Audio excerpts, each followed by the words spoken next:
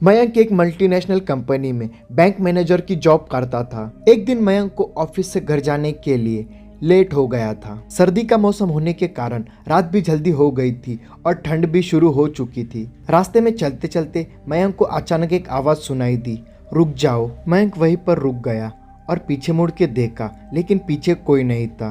फिर से आवाज सुनाई दी, सामने देखो। जैसे ही मयंक ने सामने देखा तो उस जमीन पर कुछ चमकती हुई चीज दिखाई दी। मयंक दौड़कर उस चीज के पास गया और देखा तो ये कोई साधारण चीज नहीं बल्कि एक चमकता हुआ हीरा था। उसने वह हीरा अपने हाथ में लिया और उसकी चमक देखकर मयंक की खुशी का ठिकाना नहीं रहा। लेकिन मयंक को यह नहीं पता था कि यह कोई साधारण नहीं बल्कि एक मायावी हीरा है। और फिर अचानक उस हीरे में से आवाज आई, अगर तुम्हें और हीरे चाहिए तो इस जमीन को खोदो, इस जमीन के नीचे बहुत सारे हीरे हैं। मयंक खुश हो गया। उसने उस हीरे को अपनी जेब में डाला और जमीन खोदना शुरू किया। और फिर करीबन 2 फीट खोदने के बाद मयंक अचानक डर के मारे चिल्लाने लगा और इसके कारण उसका संतुलन खो गया और वह जमीन पर गिर पड़ा, क्योंकि उस गड्ढे में से हीरे मोती नहीं बल्कि इंसान का कटा हुआ सिर मिला। और फिर अचानक वो सर हवा में उड़ने लगा और बोला, डरो मत, मैं तुम्हें कोई हानि नहीं पहुंचाऊंगा और मैं तुम्हें बहुत सारे हीरे जवाहरात भी दूंगा। बस मेरी बात ध्यान से सुनो और मैं जहाँ जाता हूँ वहाँ मेरे पीछे आओ। और फिर वह सिर हवा में उड़ा और जंगल की ओर बढ़ने लगा। करीबन 1 किलोमीटर चलने के बाद वह सिर रुक गया और फिर मयंक भी रुक गया। और फिर उस सिर ने मयंक से कहा कि इस जमीन के अंदर बहुत सारे हीरे मोती जवाहरात छिपे हुए हैं, इस जमीन को खोदना स्टार्ट करो। और फिर मयंक खुश हो गया और उस जमीन को खोदना शुरू कर दिया। खोदते खोदते उस जमीन के नीचे हीरे मोती जवाहरात तो नहीं बल्कि उस सिर कटे हुए का धड़ मिला। और फिर इसके बाद उस सिर ने कहा, अब तुम्हें एक आखिरी काम करना है, उसके बाद मैं तुम्हें माला माल कर दूंगा। तुम्हें कहीं से भी 1 लोटा खून लाना होगा। मयंक ने बोला, 1 लोटा खून? पर मैं 1 लोटा खून कहाँ से लाऊंगा? उस सिर ने कहा, चलो मेरे साथ। वो डरावना चेहरा मयंक को साथ लेकर थोड़ी दूर पे गया। वहां उसे एक इंसान जाते हुए दिखा। वो सिर बोला, उस इंसान को मारकर उसका खून ले आओ।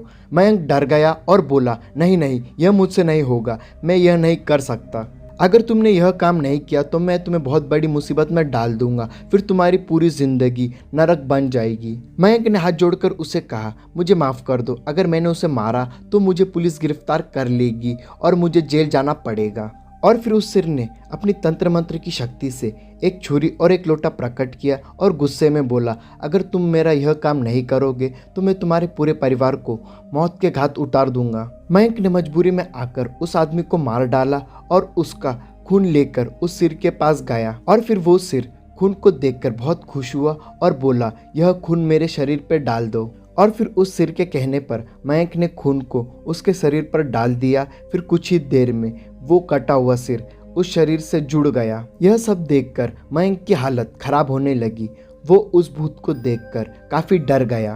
और फिर जैसे ही वो भूत जिंदा हुआ तो वो जोर जोर से हंसने लगा और डरावनी आवाज में बोला, तुमने बहुत बड़ी गलती कर दी कि तुम मुझे फिर से जिंदा कर दिया। अब मैं सिर्फ तुम्हें ही नहीं बल्कि इस पूरे शहर को मौत के घाट उतार दूंगा। डर के मारे मयंक के मुंह से आवाज भी नहीं निकल रही थी। वो अपनी जान को बचाने के लिए यहाँ से वहां दौड़ रहा था, लेकिन उस भूत ने छलांग लगाकर मयंक को जमीन पर गिरा दिया और बोला, मुझे बहुत भूख लगी है, अब मैं तुम्हारा मांस खाऊंगा। जैसे ही उस भूत ने मांस खाने के लिए आगे बढ़ा कि तुरंत ही उसका सिर धड़ से अलग हो गया। मयंक समझ ही नहीं पाया कि आखिर यह चमत्कार हुआ कैसे। जब मयंक पीछे मुड़कर देखा तो एक अघोरी बाबा खड़े थे। उस अघोरी बाबा ने कहा, जब तुम उस आदमी को मारकर उसका खून ले जा रहे थे तभी मैंने देख लिया था और मैं समझ गया था कि कुछ ना कुछ तो बुरा होने वाला है, इसलिए मैं तुम्हारे पीछे पीछे यहाँ तक का चला आया और मैंने अपनी मंत्र की शक्ति से उस भूत को फिर से मार दिया। अब तुम निश्चित होकर अपने घर जाओ, अब तुम्हारे ऊपर कोई खतरा नहीं है। और आज भी मयंक उस बात को याद करता है तो उसकी रूह कांप जाती है। आशा करता हूँ कि वीडियो आपको अच्छी लगी होगी। वीडियो अच्छी लगी हो तो वीडियो को लाइक और चैनल को सब्सक्राइब कर देना। मिलता है हमारे नेक्स्ट वीडियो में, तब तक के लिए बाय।